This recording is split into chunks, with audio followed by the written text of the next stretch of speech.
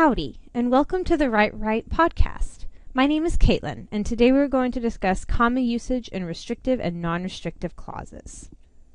The failure to correctly punctuate a relative clause is a common error that we see here at the Writing Center. The correct way to punctuate a relative clause depends on the role that the clause plays in the sentence. Before we address correct punctuation methods, we first need to define two major types of relative clauses that can be found in a sentence. The first relative clause type is called a restrictive clause.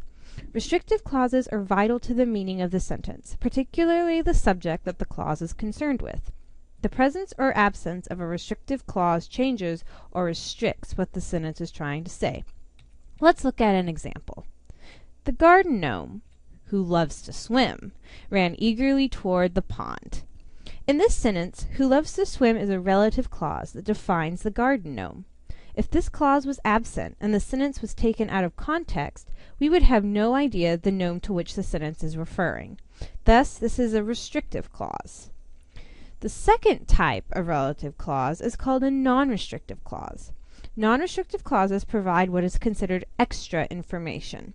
Although this information may add more detail to the sentence, the presence or absence of the clause doesn't change the sentence's meaning.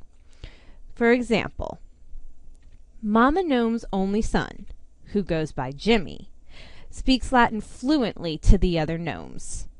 Since Mama Gnome has only one son, specifying that the son's name is Jimmy doesn't change the meaning of the sentence.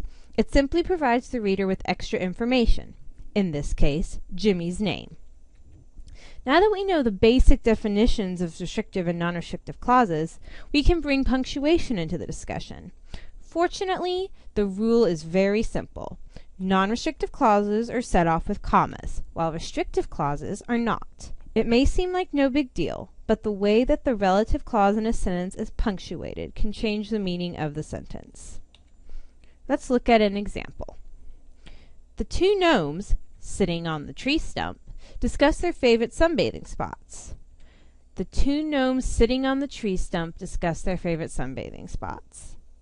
The first sentence indicates that there were only two gnomes who happened to be talking about sunbathing while they sat on a tree stump. The second sentence indicates that out of all the gnomes in the location, the two sitting on the tree stump were talking about sunbathing. Before we end today's podcast, let's quickly review what we've learned. There are two major kinds of relative clauses. Restrictive clauses are very important to the meaning of the sentence. The clauses are not set off by commas because their presence is necessary to convey exactly what the author wants the sentence to say. Non-restrictive clauses contain extra information that does not affect a sentence's meaning. These clauses are set off by commas because their presence is not vital to the sentence. I hope that you have found the screencast helpful. Remember, if you have questions or concerns regarding any stage of the writing process, check out our other podcasts and online resources on our website. You can also come and see us at the Writing Center. We'd love to help you out.